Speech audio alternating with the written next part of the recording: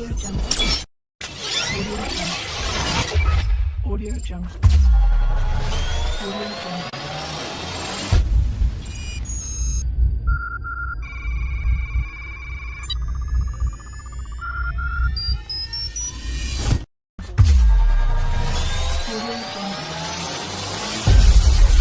Audio Jungle.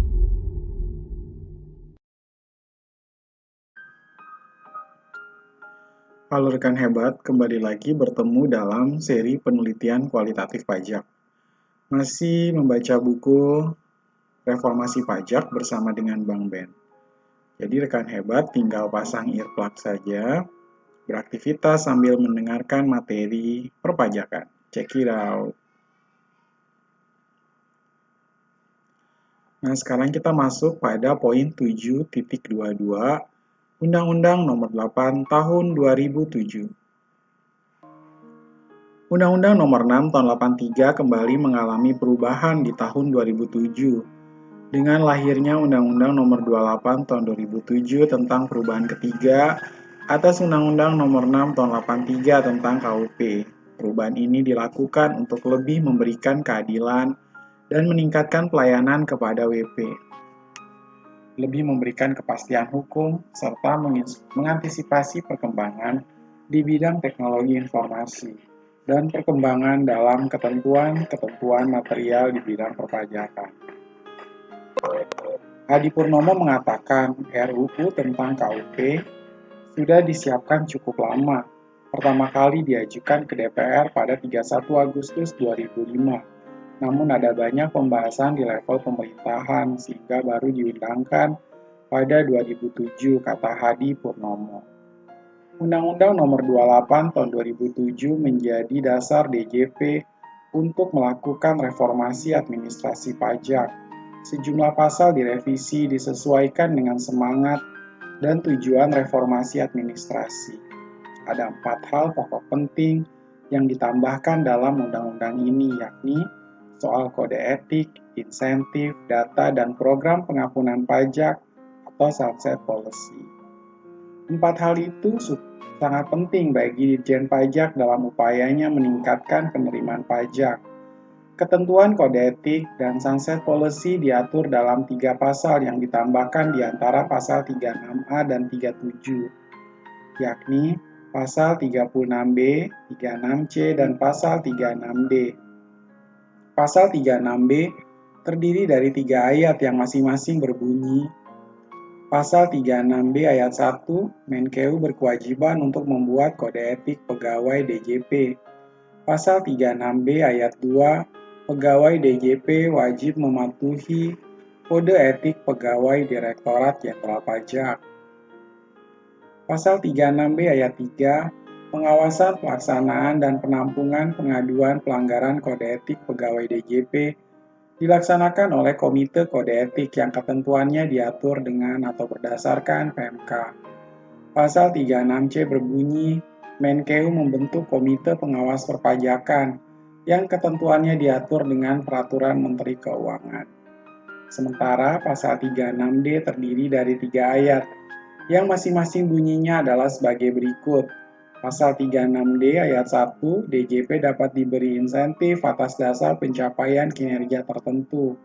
Pasal 36D ayat 2, pemberian insentif sebagaimana dimaksud pada ayat 1 ditetapkan melalui APBN. Pasal 36D ayat 3, tata cara pemberian dan pemanfaatan insentif sebagaimana dimaksud pada ayat 1 diatur dengan Peraturan Menteri Keuangan. Pasal 35A dan Pasal 41C mengatur tentang tujuan penggalian data dan informasi pajak oleh petugas pajak. Di dalam Undang-Undang Nomor 6 Tahun 83, ketentuan tentang penggalian data dan informasi pajak diatur dalam Pasal 35, 41A, dan 41B. Disebutkan di situ bahwa tujuan penggalian data dan informasi pajak oleh petugas pajak adalah untuk kepentingan pemeriksaan, baik pemeriksaan pajak, bukti permulaan, penagihan pajak, maupun penyidikan pajak. Di dalam Undang-Undang Nomor 28 Tahun 2007, ada penambahan pasal baru yakni Pasal 35A dan 41C. Dua pasal ini mengatur tujuan penggalian data dan informasi pajak yang dilakukan dalam rangka kepentingan penerima negara. Pasal 35A terdiri dari dua ayat yang masing-masing bunyinya adalah 35A ayat 1, setiap instansi pemerintah, lembaga, asosiasi, dan pihak lain wajib memberikan data dan informasi yang berkaitan dengan perpajakan kepada DJP, yang ketentuannya diatur dengan peraturan pemerintah dengan memperhatikan ketentuan sebagaimana dimaksud dalam pasal 35 ayat 2. Pasal 35A ayat 2 dalam hal data dan informasi sebagaimana dimaksud pada ayat 1 tidak mencukupi. DJP berwenang menghimpun data dan informasi untuk kepentingan penerima negara yang ketentuannya diatur dengan peraturan pemerintah dengan memperhatikan ketentuan sebagaimana dimaksud dalam pasal 35 ayat 2. Pasal 41C yang diselipkan di antara pasal 41B dan pasal 42 mengatur tentang ketentuan sanksi terhadap WP yang tidak memenuhi kewajiban sebagaimana diatur dalam pasal 35A.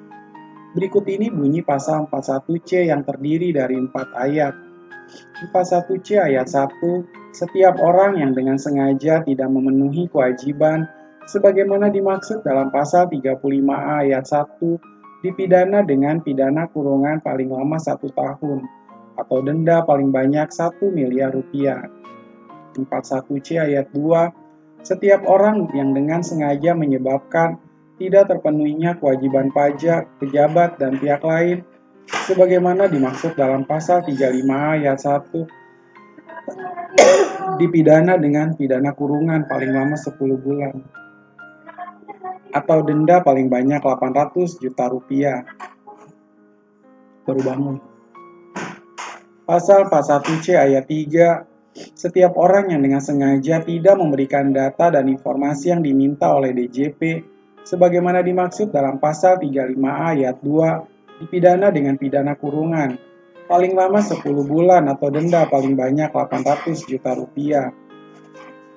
Pasal 41C ayat 4, setiap orang yang dengan sengaja menyalahgunakan data dan informasi pajak hingga menimbulkan kerugian kepada negara dipidana dengan pidana kurungan paling lama 1 tahun atau denda paling banyak 500 juta rupiah.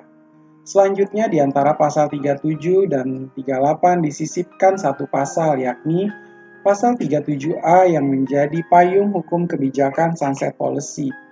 Pasal 37A Undang-Undang Nomor 28 Tahun 2007 terdiri dari dua ayat yang masing-masing bunyinya adalah pasal 37A ayat 1 WP yang menyampaikan pembetulan SPT tahunan PPh sebelum tahun pajak 2007 yang mengakibatkan pajak yang masih harus dibayar menjadi lebih besar dan dilakukan paling lama dalam jangka waktu 1 tahun setelah berlakunya undang-undang ini. Dapat diberikan pengurangan atau penghapusan sanksi administrasi berupa bunga atas keterlambatan pelunasan kekurangan pembayaran pajak yang ketentuannya diatur dengan atau berdasar PMK. Pasal 37A ayat 2 WPOP yang secara sukarela mendaftarkan diri untuk memperoleh NPWP paling lama 1 tahun setelah berlakunya undang-undang ini diberikan penghapusan sanksi administrasi atas pajak yang tidak atau kurang dibayar untuk tahun pajak sebelum diperoleh NPWP dan tidak dilakukan pemeriksaan pajak kecuali terdapat data atau keterangan yang menyatakan bahwa SPT yang disampaikan WP tidak benar atau menyatakan lebih bayar. Pemerintah juga mengeluarkan PP pengganti Undang-Undang Nomor 5 Tahun 2008 tentang perubahan keempat atas Undang-Undang Nomor 6 Tahun 83 tentang KUP. Perpu ini memperpanjang program Sunset Policy sampai 28 Februari 2009. Pasal 37A ayat 1 diubah menjadi WP yang menyampaikan pembetulan SPT tahunan pajak penghasilan sebelum tahun pajak 2007 yang mengakibatkan pajak yang masih harus dibayar menjadi lebih besar dan dilakukan paling lambat tanggal 28 Februari 2009. Dapat diberikan pengurangan atau penghapusan sanksi administrasi berupa bunga atas keterlambatan pelunasan kekurangan pembayaran pajak yang ketentuannya diatur dengan atau berdasar PMK. 73 Undang-Undang Nomor 36 Tahun 2008. Setahun setelah Undang-Undang KUP direvisi, lahir Undang-Undang Nomor 36 Tahun 2008 tentang perubahan keempat atas Undang-Undang Nomor 7 Tahun 83 tentang PPH pada 23 September 2008. Beberapa tujuan perubahan undang-undang ini adalah untuk mengamankan penerimaan negara yang semakin meningkat, mewujudkan sistem perpajakan yang netral, sederhana, stabil, lebih memberikan keadilan, serta lebih dapat menciptakan kepastian hukum serta transparansi. Undang-undang ini berlaku mulai 1 Januari 2009. 731 WP. Sejumlah pasal diubah atau ditambahkan untuk memperluas cakupan WP. Pasal 4 ayat 1 ditambahkan 3 objek pajak baru yang dalam undang-undang sebelumnya tidak termasuk objek pajak, yakni penghasilan dari usaha berbasis syariah, imbalan bunga sebagaimana dimaksud dalam undang-undang yang mengatur mengenai KUP, dan surplus Bank Indonesia. Pasal 4 ayat 3, bunga obligasi yang diterima atau diperoleh perusahaan reksadana selama 5 tahun pertama sejak pendirian perusahaan atau pemberian izin usaha dikeluarkan dari daftar pengecualian. Artinya, bunga surat utang yang diterima perusahaan reksadana kini menjadi objek pajak. Pasal 4 huruf D angka 4 mengatur bahwa beberapa jenis keuntungan dikeluarkan dari daftar objek pajak. Aturan ini mengeluarkan keuntungan yang diperoleh dari pengalihan harta oleh yayasan dan orang pribadi yang menjalankan usaha mikro dan kecil dari daftar objek pajak. Pasal 4 ayat 3 menambah daftar pengecualian sebagai objek pajak antara lain untuk beasiswa, sisa lebih lembaga pendidikan serta lembaga penelitian dan pengembangan yang ditanamkan untuk sarana dan prasarana pendidikan, serta penelitian dan pengembangan, dan bantuan atau santunan yang dibayarkan oleh badan penyelenggara jaminan sosial kepada wajib pajak tertentu.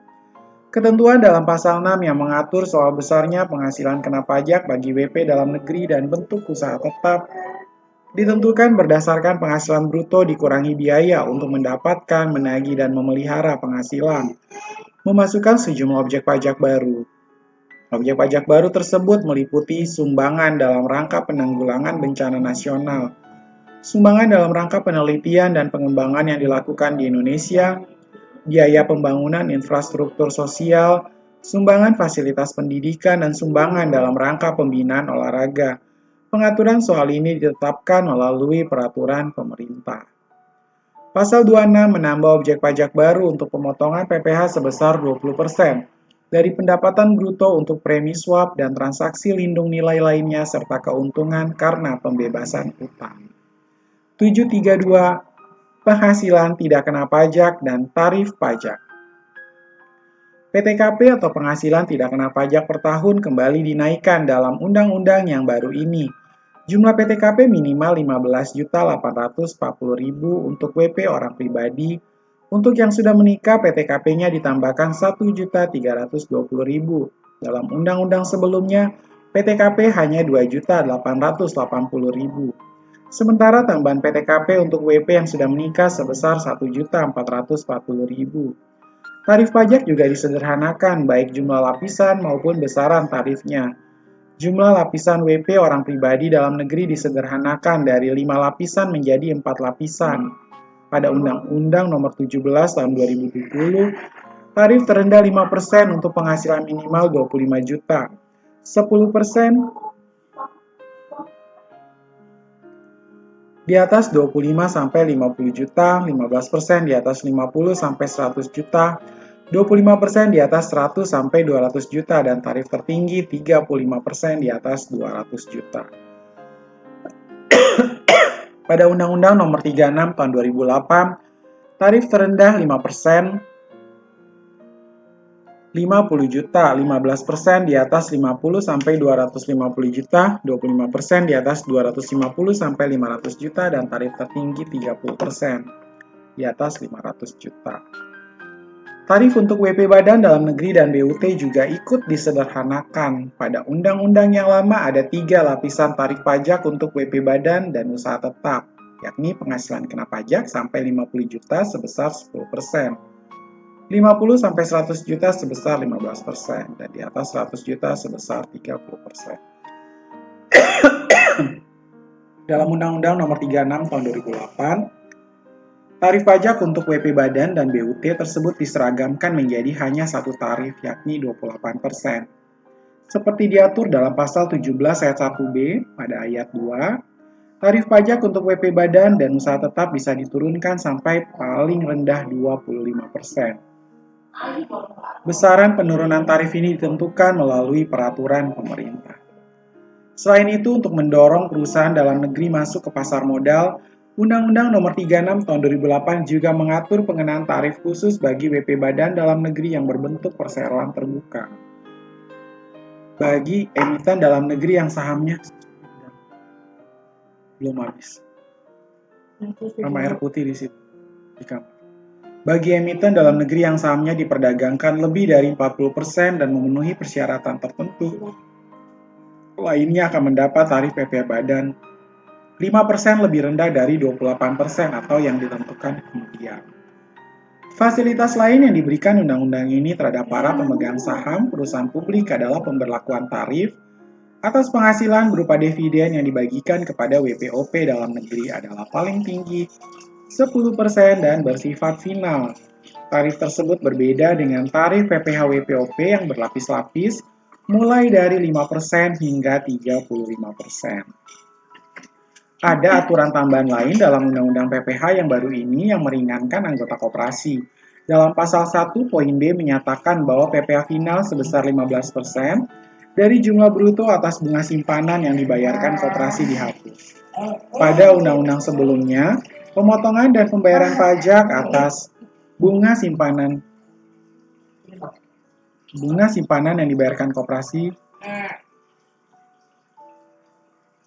dilakukan oleh koperasi. Undang-undang baru ini juga mengubah tarif dan basis pengenaan pajak atas penghasilan dari sewa dan penghasilan lain sehubungan dengan penggunaan harta serta imbalan yang terkait dengan jasa teknik, manajemen, jasa konstruksi, konsultan, dan jasa lainnya selain jasa yang telah dipotong PPh. Tarifnya diubah menjadi 2% dari semula 15%, namun dari basis pajak yang berbeda. Pada undang-undang yang lama, basis pajaknya neto, sementara undang-undang yang baru basisnya bruto. Pemotongan pajak dilakukan pemberi kerja. 733 WP ber-NPWP dan tidak ber-NPWP. Peraturan baru lain yang juga penting bagi dunia pajak di Indonesia dalam Undang-Undang Nomor 36 2008 adalah soal pengenaan tarif pajak bagi WP yang memiliki NPWP dan yang tidak memiliki NPWP. Pasal 21 ayat 5A mengatur bahwa WP yang tidak memiliki NPWP dikenakan tarif 20% lebih tinggi dibandingkan WP yang bisa menunjukkan NPWP. Pasal 23 ayat 1A juga mengatur pengenaan tarif pajak yang berbeda untuk WP yang memiliki NPWP dan yang tidak. Pasal ini mengatur bahwa WP yang menerima atau memperoleh penghasilan sebagaimana dimaksud pada ayat 2 tidak memiliki NPWP. Tarif pajaknya ditetapkan 100% lebih tinggi dari tarif pajak yang dimaksud dalam ayat 2 tersebut. Pengaturan ini berdampak langsung pada peningkatan WP yang memiliki NPWP meningkat sangat tinggi. Dirjen Pajak Darmin Nasution dalam acara pencanangan reformasi Jilid 2 Dirjen Pajak di Jakarta pada 22 Juni 2009. Seperti dikutip detik.com mengungkapkan sampai akhir Mei 2009 jumlah WP mencapai 14.083 juta, sementara pada akhir 2008 masih 10,68 juta. Jika dibandingkan dengan 2002 ketika reformasi pajak dimulai, jumlah WP yang memiliki NPWP hanya 3,2 juta. 74 Undang-Undang Nomor 42 Tahun 2009. Pada 15 Oktober 2009, pemerintah mengesahkan Undang-Undang Nomor 42 Tahun 2009 tentang perubahan ketiga atas Undang-Undang Nomor 8 Tahun 83 tentang PPN, Barang dan Jasa dan PPNBM. Revisi ini dilakukan untuk lebih meningkatkan kepastian hukum dan keadilan, serta meningkatkan sistem pajak yang sederhana dengan tetap memperhatikan penerimaan negara agar Indonesia bisa semakin mandiri dalam pembangunan nasionalnya. Sistem pajak pertambahan nilai yang sederhana akan memudahkan WP memenuhi kewajibannya dan mengurangi biaya yang mesti ditanggung WP. Dengan begitu, diharapkan kepatuhan WP meningkat dan kondisi ini sekaligus akan mengurangi biaya pengawasan yang dilakukan Ditjen Pajak. Pada ujungnya, hal ini akan mengurangi distorsi pada perekonomian dan penerimaan PPN akan meningkat. PPN merupakan salah satu andalan dalam penerimaan perpajakan dalam APBN. Pada APBN 2009, saat Undang-Undang Nomor 4 Tahun 2009 disahkan, penerimaan PPN dan PPNBM masih 193,07 triliun rupiah. Dan pada APBN 2010, ketika undang-undang ini diperlakukan mulai 1 April 2010, penerimaan PPN dan PPNBM naik menjadi 230,61 triliun. Ada sejumlah perubahan dalam Undang-Undang Nomor 42 2009. Beberapa di antaranya adalah penyerahan BKP seperti diatur pada pasal 1 ayat 1 ditambah satu kategori. Dalam undang-undang sebelumnya hanya ada 7 kelompok penyerahan BKP. Dalam undang-undang yang baru menjadi 8. Tambahan kategori tersebut adalah penyerahan BKP oleh pengusaha kena pajak dalam rangka perjanjian pembiayaan yang dilakukan berdasarkan prinsip syariah yang penyerahannya dianggap langsung dari PKP kepada pihak yang membutuhkan BKP. Kategori yang tidak masuk penyerahan BKP juga ditambah dari 3 kategori menjadi 5 kategori. Tambahan 2 kategori itu diatur dalam pasal 1A ayat 2. 2 kelompok yang tidak masuk penyerahan barang kena pajak yang baru adalah pengalihan BKP dalam rangka penggabungan, peleburan, pemekaran, pemecahan, dan pengambil alihan usaha dengan syarat